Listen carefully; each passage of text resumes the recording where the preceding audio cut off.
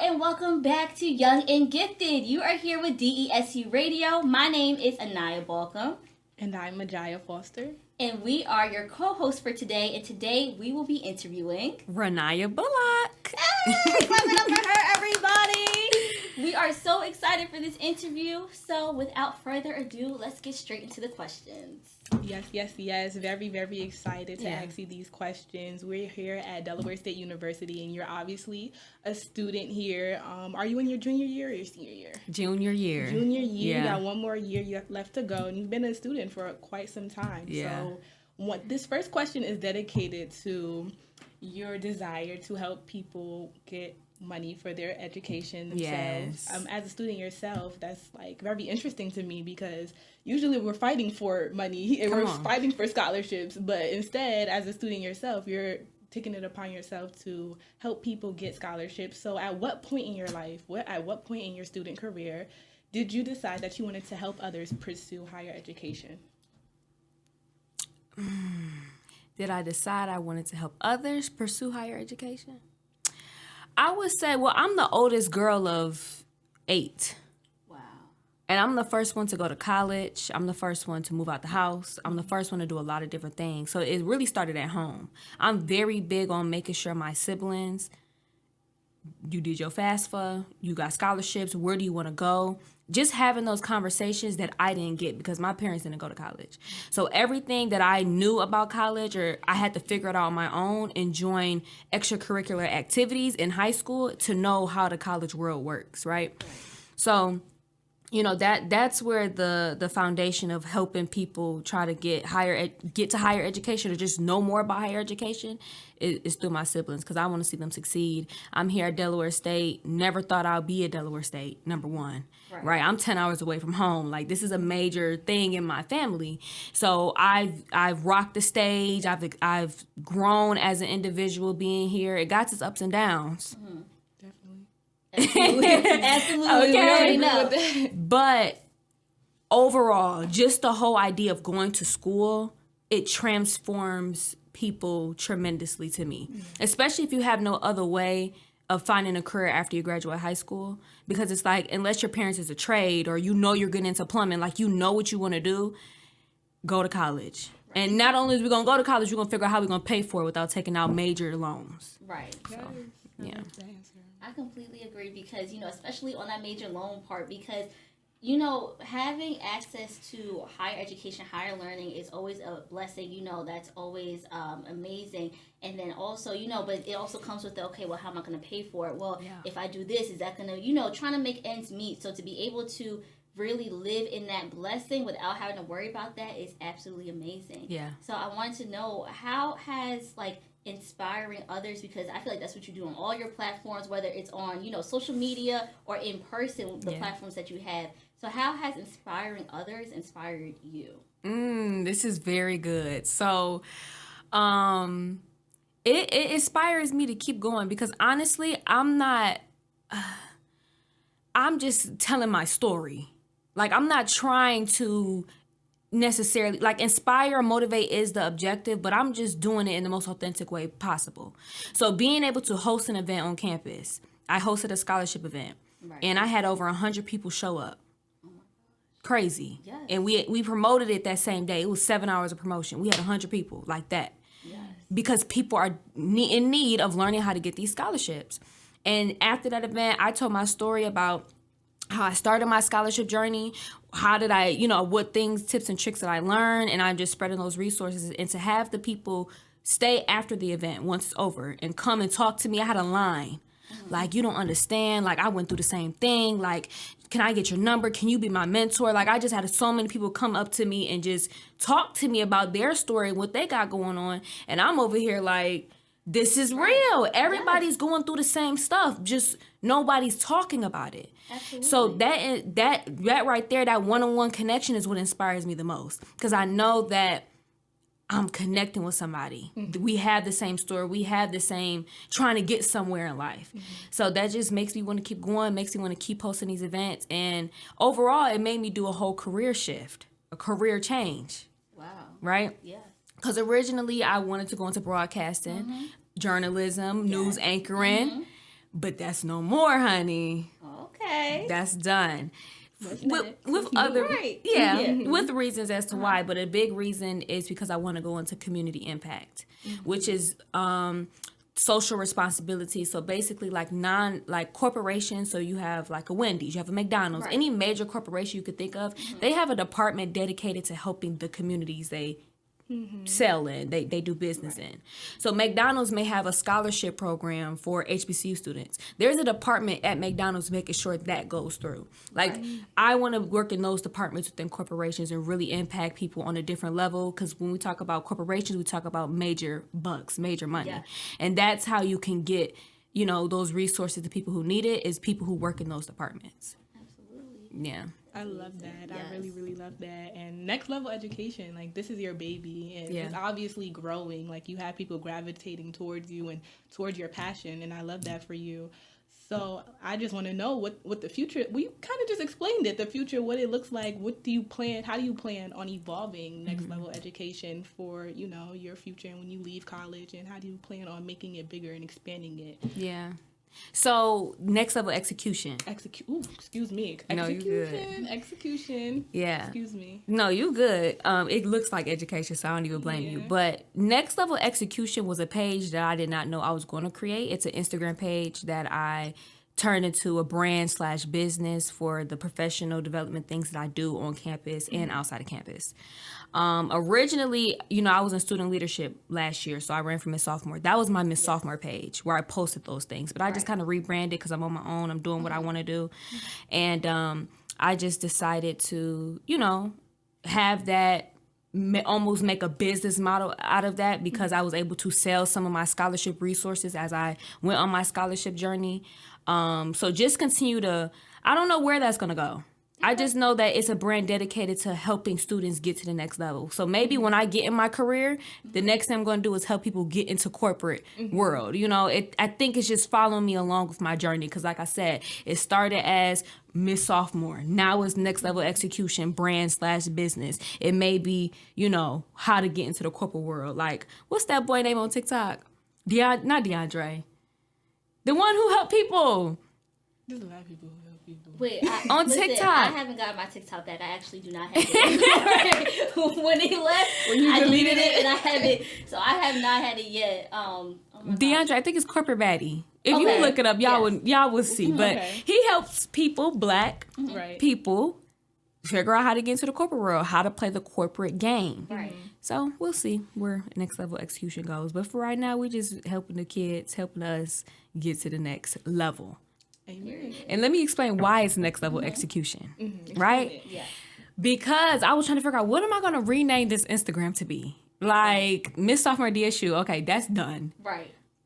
What do I do? I love executing. People can dream, people can ideate, people can have visions, but a lot of people cannot execute. Right. And that's one thing I have been developing very, very meticulously, is learning how to execute on those dreams, those ideas, and those visions that I have. So I'm like, okay, I'm doing this on a whole nother level.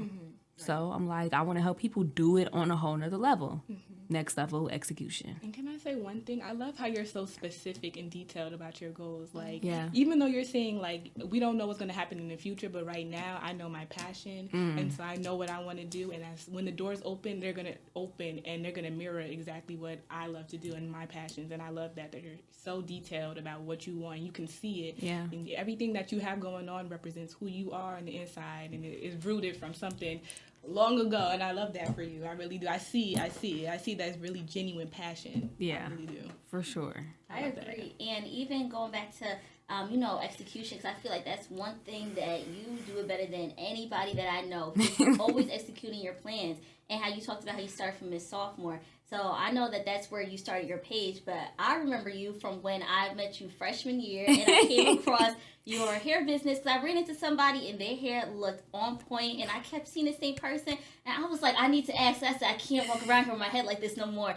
And so I finally asked. She referred me to you, and it locked in ever since. Yeah. You did my silk press once, and I remember I was out at a party. They said tornado warning. I'm thinking, okay, this is it for the silk press. I'm trying to have my last moments. I got back to my room. It looked like nothing touched me. I'm telling you, I just did 1-2 press with the flat iron because when I was out there, it looked like I was in the Atlantic. When I went back to my room and I hit with that flat iron, absolutely amazing. But I said all that to say, so, you know, you have this hair business. Yeah. You have, you know, the execution, how you went about that seamlessly. And the last time we spoke, you were talking about executing a rebrand of the hair business. Yes. So can you please tell us about that? Yes. So that's a very great question. So I started Ranyah Beauty my freshman year here at the university.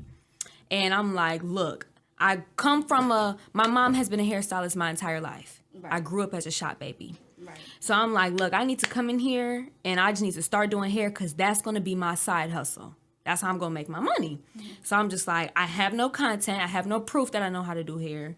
I have like no real friends here because like I said, I'm not from around here. Mm-hmm. So I had to figure out how to build this literally from the ground up. So I'm sitting here, I'm just like, look, I just know I need content because I need to prove to these people that I can do something. So I had this, you know, one of my associates at the time. Mm-hmm. I was like, look, I'll do your hair for free. Right. You just pay for the supplies. Mm-hmm. And I just want to be able to post you all over my page. Like, you be my first to get the word out there. So she's like, okay, let's do it. I worked on her hair for 12 hours straight. She had the small boho, knee-length knotless. You're going to get her free hair. Okay, I said, you're going to really use this. Right. For 12 hours, got up, created content, posted it. That post turned into another client. That client turned into another client. That client referred to somebody else. Done. I was making money. Like, I was so, it sounds so, you know, quick and easy. I worked very hard. Like, homecoming season, we wasn't out. I barely got outside because everybody want their last minute appointment. Right. So it soared. It went somewhere, right? So that's my freshman year. I then ran from his sophomore, served my sophomore year, and took a kind of a pause from doing hair, at least on social media. Right. But I still have my same clients. Like, they text me, let's go.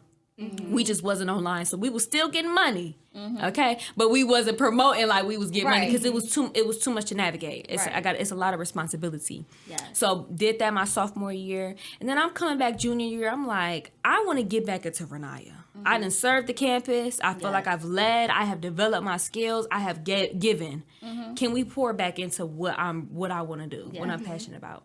And I'm like, I need to rebrand Ranyah Beauty. Mm-hmm. And I'm like, okay, what does that mean? What does that look like? So I deleted all my work. Yes, I remember. Because I was like, wait a minute. Because I know there was stuff here. What happened? Yeah. Yes. I don't know what's wrong with me, y'all. I deleted all my work. And I'm just like, I'm going to just restart. Because I no longer wanted to do braids. Mm-hmm. I was tired. Braids is real labor work. And people don't want to pay for braids, honestly. Mm-hmm. People complain about the prices all the time. Right. And I don't have a passion for doing it. Mm-hmm. I don't want to do nothing I don't have passion for. Right. I love doing silk presses. Mm-hmm. I love doing my ponytails. Mm-hmm. And I love doing my quick weaves, my sew-ins, my bundles. So I'm like, that's all I'm going to do. Yeah. I'm going to niche in. Mm-hmm. While everybody in the ear is talking about learn everything, do everything, learn how to do this style. That's how you make more money. I said, I'm going to have to go against the status quo. Yeah. And I'm going to niche in and do what I want to do. If I don't make no money, I don't make no money. Mm-hmm. But I'm not about to keep doing something I don't like doing because you can see it in the work. Yes. Mm-hmm. So I was like, look, this is all I'm doing. Deleted everything off my page and I got a connection with the Delaware warehouse where they actually sell bundles. It gets shipped directly from China. Mm-hmm. Like they got their situations going on. Mm-hmm. I found a vendor and I'm just like, I'm about to go into this hair bundles. I'm about to go into this straight hair kind of, niche in rebrand. Right. And that's what I did. I just took a risk and that skyrocketed. I'm like, I want to get hair models to come on. And I created this little campaign to get a couple hair models. I posted, I said, hey, I'm looking for 5 hair models. I think I had like 50 people show interest in being a hair model. That's amazing. Yes, it blew me. That may seem little, but baby, that blew me out the water. No, because I didn't even think I could get 5. And it's after you restarted. This too, is I you deleted rebranded. everything. Right. Yeah. Wow. I said, I need 5. I don't have no pictures of nothing. I want 5 hair models. I had 50 people sign up. Wow. And I knew pretty much it wasn't bots. It was like actual people. I'm like, oh, these people really rocking with me for real. So so right now we're still in the rebrand. It still hasn't made as much progress as Ranyah Beauty I would want it to, but still behind the scenes, I got my people. I got an appointment this weekend. Like let's let's make it happen. Let's do it, because now it comes from social media is important to getting the word out there. But what's the word out there? The word is out there. People get to talking. So that's my clientele. It's people who refer people. So yeah, that's Ranyah Beauty. And you know what? I just want to say this too before we get into the next question. Yeah. I remember when you posted like about the hair models, and I was out doing something. I saw it an hour later. I said, I'm not even gonna bother. I know already 100 people DM'd her. So for you to even for you to be like, oh man, am I gonna get 5? I already knew that you were gonna get 2,000. So it don't even matter, because I remember I saw you later that week and you were like, oh yeah, I got 50. I said, sounds about right. Sounds about right. Yeah. Oh. Yeah. Yeah. I love how you're like taking risks, like in your business. You're doing what businesses are supposed to do and take risks, and even in your risk, you're seeing things show up for you. Which leads me into this next question, because I know there's a lot of Black businesses on campus, and there's a lot of young people who are interested in starting businesses. But one thing that scares them is the whole building clientele aspect. Yeah. Like, what if I'm not a social person? What if I'm introverted? What if I have this skill, but I'm not the best at talking to people and getting the word out there or making friends? Or if I don't have a lot of friends, so where am I going to get clientele from? Who's going to trust me with their hair when there's already so many people out there that they already trust? Is there any advice that you could give to business owners in general who are looking for clientele and looking to build that clientele and network with people? Oh, that's very good. That's very good. Love that question. And I have to be 100% real in what I did in my journey.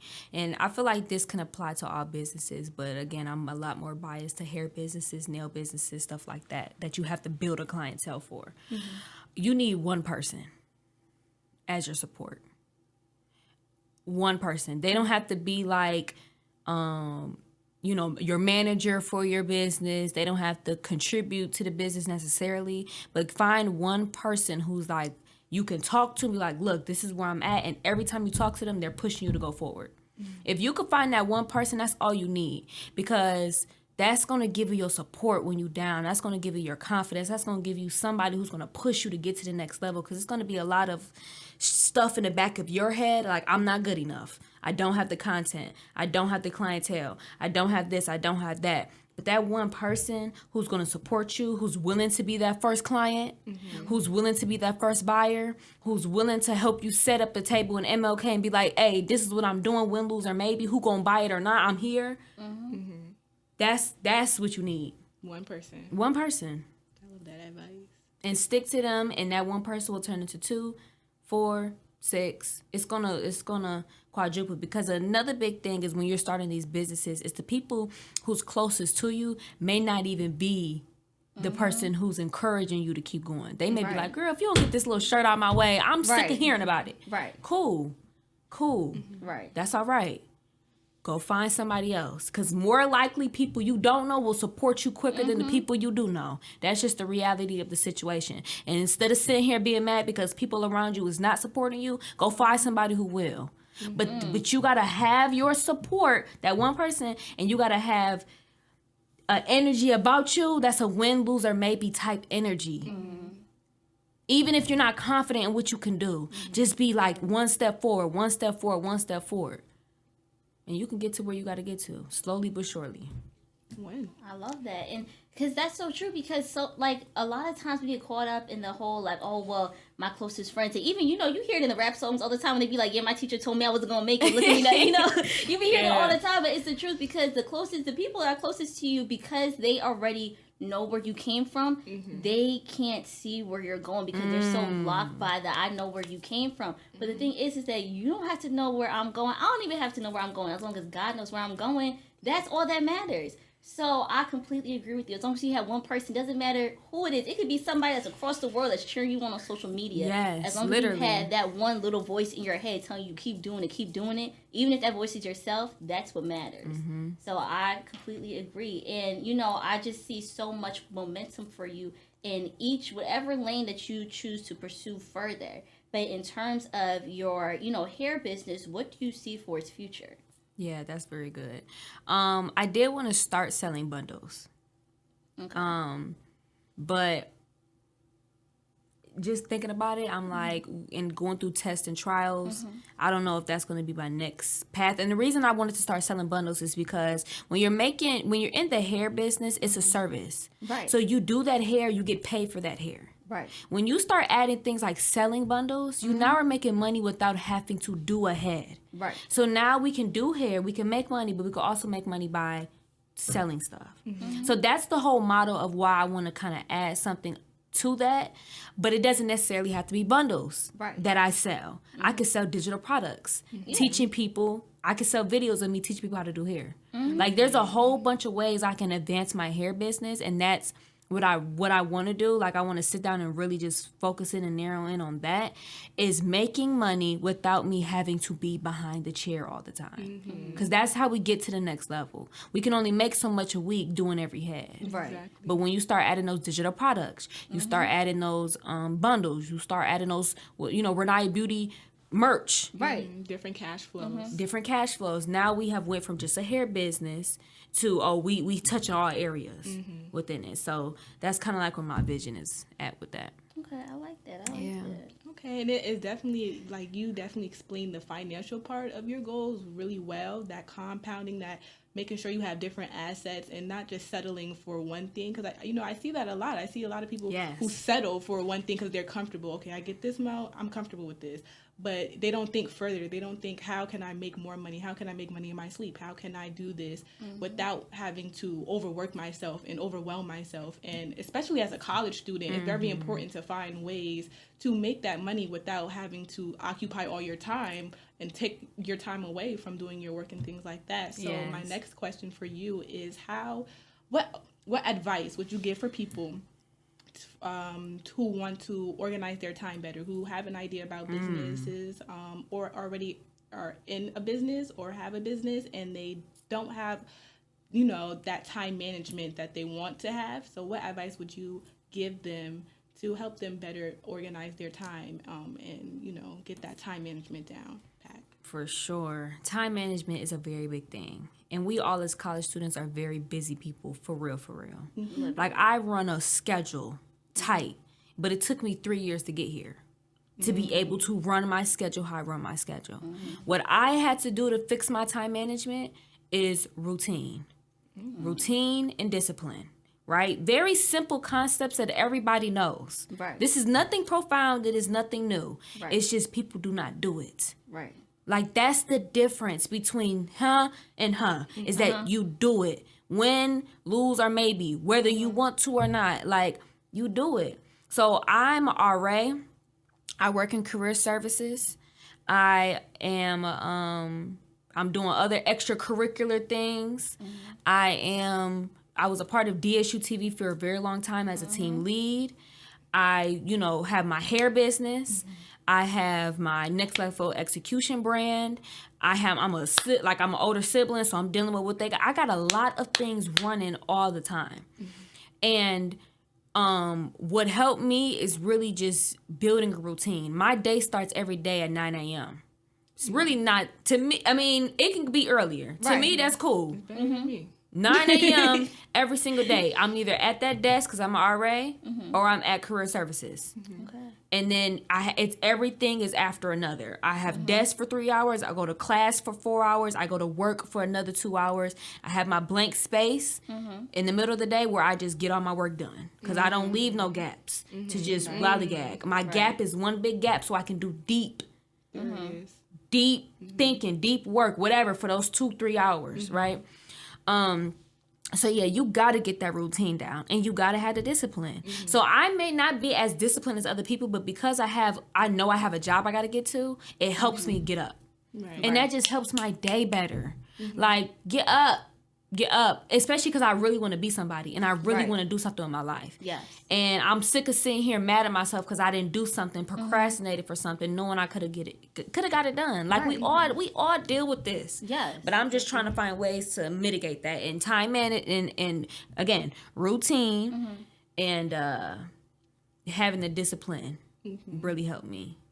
I love that. And, you know, with having this discipline also comes, I feel like, a level of confidence. And I was thinking about this too, even when, you know, you were talking about how you were commanding that room for the scholarship. And when you had that event and all those people came out, talking to 100 people, more than 100 people, however many people that you have to talk to on your day-to-day basis, that takes a lot of confidence. Having that discipline, you have to have that confidence in yourself. Like, I know I'm gonna do this. You can't be thinking, I'm gonna fall short. I'm not gonna make it. I'm not gonna. You know, you have to have that confidence, even to go as far as you have with your hair business. You need that level of confidence. So now, what tips do you have for people that are trying to build that up in themselves? You gonna be a journalist? Yes, ma'am. You need to be. You too. You're doing very well. Thank you. Y'all have good intersections between the questions, good transitions. Sorry for the intermission. No, I you needed good. this. Thank you. Y'all are doing very well. I love this question. So, confidence is, I could cry talking about confidence because it's so important. And it's not something you can just say, build confidence. Right. What does that even mean? Right. It's like when people say, oh, you have to have more charisma. What does that mean, right? What is the steps to that? So for me, when I think about what it means to build confidence, it means I have to do the thing and do good doing the thing in order for me to feel like I can do the thing. Okay? Let me break that down. I can't say I can throw a three. That's not my example. I need a good example. I don't know. I need a good example, but like that's to me, that's how you can build your confidence. Like, you have to start from zero, meaning start from being uncomfortable. For example, what you're doing right now, very uncomfortable, very first time doing this. You may not feel like you have the skills to even be in this room, but what you're doing is you're breaking that barrier and you're in here. So even though you're not confident yet, that one step you're taking, you're going to build a little bit more confidence. So the next time you're in this room, you're not going to feel like you first feel like when you came in here. Right. Yes. You have a little bit more belief that you can execute on this task. Like, that's my biggest thing. You got to do it. Like, for example, speaking out in the classroom. You got to build confidence to speak out and raise your hand and give input in the classroom. Right. Okay, raise your hand one time. Right. Say something one time. And even if your voice is shaking, you broke that barrier to me. So I think, you can't just, don't just build confidence. You have to actually do the thing you're uncomfortable with, execute it, and continue to do that. And that's going to build your confidence. Because when I first started doing events, I was shivering in my boots. Shivering. I could cry. I had how much anxiety, how much nervousness I had trying to do in an event, because why would people show up? Don't nobody, nobody knew what I could do. Nobody could see what I do back then. Like, why would people show up? What's valuable? What's in it for them? Like, all those, why are they here? Like, all those questions come up. Of course, I'm not going to have no confidence. I've never done this before. Right. And I feel like people who have confidence for something you've never done before, I question that. Because is it really confidence? Or are you just saying that to get to, like, on an internal level? Like, build confidence is something that's very important. I don't like when people try to act like it's confidence, but it's not, because you really don't know what you're doing. Don't play with me. But anyway, so when I get to this event, I was shivering in my boots, because are people going to show up at my events? Is the event good enough? But every event that I did, I became more confident in that people are going to show up. People are going to show up because I improved every single event. I was less shaky every single event. I was able to collaborate more every single event. I was able to decorate it and add more of my vision and be confident in my vision, because I can see how I want things to do. Right. Like, you can see how you want the event. I want the balloons here. I want this here. You got to have a vision for that. Right. And it's like every single time I do an event, my vision gets bigger and bigger and bigger. And I believe in that internally. So, yeah. Yes, clap that tea. So my next question for you, so like, you're a mass communication major, and that obviously you just went into the whole confidence thing, and I love that, and that's very important as a mass communication major. And one of the other important things as a mass communication major is that you have to be comfortable enough with mass communicating with the world and presenting this image and this landscape. And you are a Black woman here at a HBCU, and so there are people watching you. And we already, as Black women, we already have, an image out there, what people think we are and what people think we look like and what people think we act like. Yeah. So as a mass communication major and as a Black woman who wants to be in front of the screen and wants to execute and wants to inspire, what kind of image do you want to put on for the media, and what kind of, not persona, but like, what kind of image do you want to show the world as a Black woman? Very good question. This question, okay, it makes me really sit back and think, because I've never even thought about that. Like, what image do I want to put out? That's a very good question. I feel like I want to put out an image of authenticity. I want to put out an image of hard work. I want to put an image of, like, collaboration. I want to put an image of, like, you can do this, period. Like, we can do this. Like, I just want to, I don't know, even when we come down to style, like, I have a free mind, but I know how to play the game also. To explain that, I don't even know if I can even explain that, but, like, I don't know, multifaceted. We can operate in different rooms, in different settings. I can be in the corporate space, and I can be not in the corporate space. I understand. For real. Yes. Because I love to do my thing and have fun at the same time. Like, versatility. Like, I want to give off, like, you can, I don't know, just execute on a different level. Right. Be here, be present, but don't have them play with you. Like, we here. Yes. Like, do not play with me. Right. Period. Like, I want to be able to operate, go into the corporate space, talk my big PowerPoint talk, and then go have fun, conversate, like, but also, like, I don't even know. I got to work on that explanation more. No, I understand what you're saying, though. Yeah. I understand. Like, don't play with me, but you could play with me. Right. I understand where you're coming from, because my mom be saying the same thing. She'd be like, these people don't even know. They don't even know where I came from, so, but she'd be playing all, like, because you have to show up in a certain way, like, when you're in these spaces. And I love how, even though you're in these spaces, you still have your authenticity. Yeah. You still have that, you are unique. You're not like somebody that's trying to blend in the crowd, because at the same time, they say that we had to be a certain way, we had to assimilate to a certain thing. I don't think we need to assimilate as so much as, okay, I'll pick up those couple of traits, but I'm gonna add my own spin on it. Yeah. And I think that's what you do perfectly. Thank you. And even just in this interview, that's what you did perfectly. So thank you so much for taking the time out to speak with us today. We really appreciate it. We loved having you here. I think this is hands down one of the best interviews I've sat in. Like, you're, the best conversations. Literally. Yeah, I love this conversation. This was very good. Like, I want to give y'all kudos, y'all. Young Gifted, what's the show called? Yes, Young and Gifted. Yes, Young ma'am. and Gifted, Miss Anaya. Yes. This is it. Like, you have very great skills, and I felt like y'all have done your research. Yes. Like, this was good. So I want to give y'all flowers. Continue to grow the show. Continue to have mentees come in and shadow and give the game, because you got to keep this going when you're going. Right. Even if you take it with you, somebody got to keep something like this going. Right. So congratulations to you. This was great. Thank you so much. Thank you.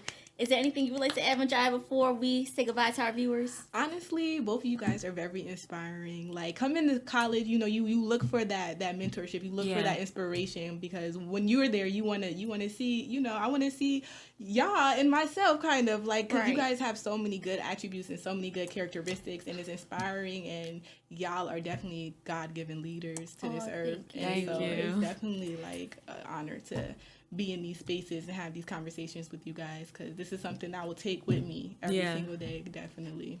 Thank you so much. Yeah, well, for sure. I'm so glad that I was able to speak with both of you today. That's all we have for today. So this is Anaya and Majaya and Ranyah. signing out. All Thank the us. Literally all the us. Thank you so much for watching today. Bye.